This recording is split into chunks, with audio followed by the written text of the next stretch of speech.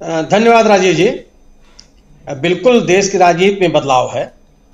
बदलाव इसलिए है कि सत्तारूढ़ दल को एक बड़ी चुनौती है। बदलाव इसलिए है कि विपक्ष के का विश्वास आम लोगों के बीच में बढ़ा है। बदलाव इसलिए है कि सत्ता को सड़क पर उतर करके आंख में आंख डाल करके एक नेता की चुनौती मिल रही है। बदलाव इसलिए है कि जनता से जुड़े हुए जो मुद्दे हैं उन मुद्दों को लेकर के राजनीतिक दल सामने हैं और उनके साथ सिविल सोसाइटी के नागरिक संगठन भी उसमें शामिल हुए हैं। इसलिए बदलाव की स्थितियां हैं। पिछले कई वर्षों में ये स्थितियां दिख नहीं रही थी। जनता के मुद्दे उठ नहीं रहे थे, उन पर कोई बोल नहीं रहा था। बोलने की जो कोशिश कर रहा था उनको दबाने के लिए पूरे प्रयत्न किए जा रहे थे और ये लग रहा था कि लोकतंत्र के लिए जो एक आवश्यक चीज है विपक्ष, उसको रहने नहीं दिया जाएगा। और एक नारा भी दिया गया था कि कांग्रेस मुक्त भारत। अगर आप कांग्रेस मुक्त भारत का नारा देते हैं, गोया कि आप विपक्ष को स्वीकार करने के लिए तैयार नहीं है। और अगर आप विपक्ष को स्वीकार करने के लिए तैयार नहीं है तो आप ये है कि जो लोकतंत्र की जरूरतें हैं उन जरूरतों को भी आप मानने से इनकार कर रहे हैं। इसलिए बदलाव है। रही बात जो राहुल गांधी ने तपस्वी और पुजारी शब्दों का प्रयोग किया, इसका शाब्दिक अर्थ का कोई मत माने नहीं है। वह व्यक्ति जो मंदिर में पहुंच करके अपने आराध्य को घंटी बजा करके आरती दिखा करके पूजा कर लेता है वह पुजारी है, और जो कंदराओं में जा करके तपस्या करता रहता है वो तपस्वी है। इस अर्थ में नहीं देखा जाना चाहिए। देखा यह जाना चाहिए कि एक व्यक्ति, एक राजनेता जनता के मुद्दों को लेकर के लगातार अपनी बात पे कायम है। वह उससे विचलित नहीं हो रहा है, किसी प्रलोभन में नहीं फंस रहा है, किसी आकर्षण में नहीं फंस रहा है, कोई लालच में नहीं फंस रहा है। जो मुख्य किसी राजनेता के लिए मुख्य चीज होती है सत्ता, उसके भी लोभ में नहीं पड़ रहा है। अगर आप इन तमाम चीजों से मुक्त हो जाते हैं तो निश्चित रूप से आप तपस्वी हैं। अगर आपको अपने लाभ का फिक्र ना हो, अपने यश या अपयश का फिक्र ना हो, अपने जीवन और मृत्यु का फिक्र ना हो, तो आप निश्चित रूप से तपस्वी हैं। अगर इस कड़कड़ाते की ठंड में अगर आप आधी शर्ट पहन करके चल रहे हैं तो आपको इस बात की चिंता नहीं है कि आप जिंदा रहेंगे कि मर जाएंगे। अगर आप लोगों के मुद्दों के साथ सड़क पर लगातार चलते चले जा रहे हैं और संघर्ष कर रहे हैं तो आपको यह भी चिंता नहीं कि कौन हमसे खुश होगा, कौन आज होगा। इस देश की राजनीति में जो एक धारा निकल पड़ी है बहुसंख्यकवाद की, अगर उसके साथ आप चलने के लिए तैयार नहीं है तो यह भी माना जाना चाहिए कि आपको यह भी चिंता नहीं है कि आपको सत्ता मिलेगी कि या नहीं मिलेगी। लेकिन एक बड़े लक्ष्य को लेकर चल रहे हैं आप। अगर ये बड़ा लक्ष्य यह है कि देश में राजनीतिक विमर्श को बदलना है, अगर आपका ये लक्ष्य है कि जो विभिन्न समुदायों में, विभिन्न वर्गों में, विभिन्न लोगों में, व्यक्तियों में अगर किसी तरह की कड़वाहट पैदा हुई है तो उसको दूर किया जाना चाहिए। उस दूर करने के लिए आप उनके बीच में बैठने और उन समुदायों को आपस में एक साथ बैठाने की अगर आप कोशिश कर रहे हैं तो निश्चित रूप से आप तपस्वी। अगर सत्तारूढ़ दल, अगर देश की सत्ता संस्थागत तरीके से देश के लोकतांत्रिक संस्थाओं को कमजोर करने की कोशिश कर रही है और आप इसको आगाह करने के लोगों के बीच में जाने के लिए तैयार हैं तो निश्चित रूप से आप तपस्वी हैं। क्यों? कि आप सत्ता से टकराने की हिम्मत रखते हैं। आपको इस बात की चिंता नहीं है कि आप जो बात कह रहे हैं उस बात से आपका कितना नुकसान हो सकता है। इस मामले में लिया जाना चाहिए कि राहुल गांधी तपस्वी इस मतलब में है। अगर वो कहते हैं अपनी प्रेस कॉन्फ्रेंस में, ये कहते हैं कि मुझे इस बात की चिंता नहीं है कि सरकार कौन आएगी, कांग्रेस पार्टी की सरकार आएगी तो क्या होगा, हमको इस चिंता है कि जो सरकार आएगी वो कैसी होगी, वो काम कैसे करेगी, उसके लक्ष्य कैसे होंगे। अगर आप इस तरह की बात करते हैं तो आप तपस्वी हैं। अगर आपसे कोई सीधा सीधा सवाल पूछता है और आप राजनेता की तरह जवाब न दे करके आप एक परिपक्व राजनेता की तरह से, स्टेट्समैन की तरह से अगर आप बात करते हैं तो आप निश्चित रूप से तपस्वी हैं, क्योंकि आपको तात्कालिक आर्थिक लाभ की चिंता, राजनीतिक लाभ की चिंता नहीं है। आपको अपने दलीय हितों की चिंता नहीं है, आपको चुनावी राजनीति की चिंता नहीं है, तो आप तपस्वी हैं।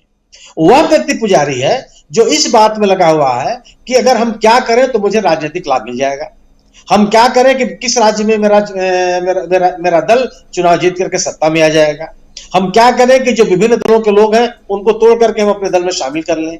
वह एक तात्कालिक लाभ के लिए की जाने वाली कोशिश, कर्मकांड, वह बताता है कि आप अब मैंने एक त्याग करने के लिए तैयार आप नहीं है। तो आप, मैं नहीं समझता कि तपस्वी और पुजारी के शब्दों का शाब्दिक अर्थ लिया जाना चाहिए। यह लिया जाना चाहिए कि एक व्यक्ति जो दीर्घकालिक उद्देश्यों को लेकर के राष्ट्रहित में, समाज हित में, समूह के हित में और पूरे सभी वर्गों के हित में अपने अपने प्रयास को जारी रखे हुए है, और निर्वाध रूप से बिना डरे, बिना सहमे, बिना किसी आकर्षण के, बिना किसी प्रलोभन के, बिना यश अपयश की चिंता किए हुए उस व्यक्ति को, अगर उस व्यक्ति को तपस्वी कहा जा रहा है या वो खुद अपने आप को तपस्वी मान रहा है, तो इससे इनकार नहीं किया जा सकता। आज जब हम क्षुद्र और क्षणिक और तात्कालिक लाभ की चिंता के लिए अपने पूरी जीवन शैली और कार्य योजना को तैयार करते हैं, ऐसे में कोई अगर व्यक्ति अपने दलीय हितों से ऊपर उठ करके बात कर रहा है तो निश्चित रूप से वो तपस्वी है। और आम लोगों ने इस बात को स्वीकार किया है। आप बातें मत मानिए, आप राजीव जी इस बात को मानिए चाहे मत मानिए, कोई माने चाहे मत माने, अखिल जी माने चाहे मत माने, आम जनता सामने आकर कह रही है कि नहीं, जो बात राहुल गांधी अपने बारे में कर रहे हैं उसकी स्वीकृति है। 2-4 लोग उनके साथ नहीं आ रहे हैं, बड़ी संख्या में, बड़ी तादाद में उन इलाकों में लोग आ रहे हैं जहां उनकी सत्ता नहीं है, और आज नहीं कई सालों से सत्ता नहीं है, और बहुसंख्यकवाद से अलग होकर के आप राजनीति कर रहे हैं। तो जिस तरीके का जन समर्थन मिल रहा है, जिस तरीके से लोग उनके स्वर में स्वर मिलाने के लिए तैयार हैं, विपरीत मौसम में उनके साथ चलने के लिए तैयार हैं, मुझे लगता है कि उनकी तपस्या का असर दिखने लगा है, और यह दीर्घकालिक रूप से इस देश में दिखाई भी पड़ेगा। जी राजीव जी। जी दीर्घ अगर आप क्रिकेट का मैच खेल रहे हैं और आप बहुत अच्छे आप बैट्समैन हैं चाहे ऑलराउंडर हैं, मैच जीतने के लिए आपको 11 खिलाड़ियों की जरूरत पड़ेगी ही पड़ेगी। उन 11 खिलाड़ियों के भरोसे ही आप मैच जीत सकते हैं, आप मैदान में उतर सकते हैं। आप अकेले कोई मैच जीत नहीं सकते, इसलिए जिन लोगों का आपने नाम लिया उनकी आवश्यकता है। लेकिन अगर आप अच्छे नायक नहीं हैं, मतलब अच्छे कैप्टन आप नहीं हैं, और आपको बहुत बढ़िया टीम दे दी जाए, अगर आप बैट्समैन से बॉलिंग कराना शुरू कर देंगे, अच्छे फील्डर को आप गली में लगा देंगे, तो आप मैच नहीं जीत सकते। आपको चाहिए कि आपके पास 11 खिलाड़ी हो और आप उन 11 खिलाड़ियों का बेहतर तरीके से उपयोग कर सकें, यह आप में कुवत होनी चाहिए। निश्चित रूप से मैच आपके हाथ में होगा। राहुल गांधी ने टी शर्ट की बात की। राजीव जी, जिस वर्ग का आप प्रतिनिधित्व करते हैं, जिस वर्ग का आप नेता बनना चाहते हैं, जिस वर्ग के हितों की बात आप करना चाहते हैं, जिनसे आप जुड़ाव और लगाव महसूस करना चाहते हैं, आपको उन्हीं की भाषा और उन्हीं के परिवेश और उन्हीं के परिधान में रहना होगा। आप टाई सूट पहनकर किसान का नेता नहीं बन सकते।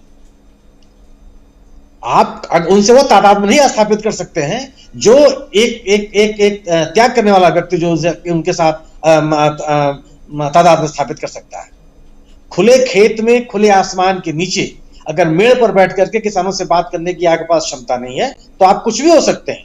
आप बॉलीवुड के बहुत अच्छे अभिनेता हो सकते हैं, किसानों के नेता नहीं हो सकते। अगर आप गरीबों की बात करते हैं, अगर आप किसानों की बात करते हैं, आप वंचितों की बात करते हैं, आप अपने लाभ से, अपने हक से वंचित महिलाओं की बात करते हैं, आप अपने युवाओं से बात करते हैं, तो निश्चित रूप से आपको भी एक त्यागी व्यक्ति के रूप में दिखना पड़ेगा, और आपको बताना पड़ेगा कि त्याग का मैं अभिनय नहीं कर रहा हूं, आपके कष्ट के साथ मैं अपने आप को शामिल कर रहा हूं।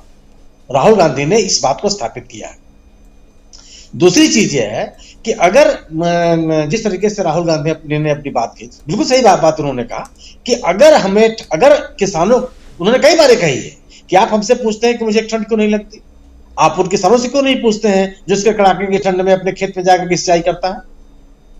अगर आपको उसके कष्ट का एहसास नहीं है, उसके दुख दर्द का एहसास नहीं है, तो आप उसके दुख दर्द को आप परिभाषित नहीं कर सकते।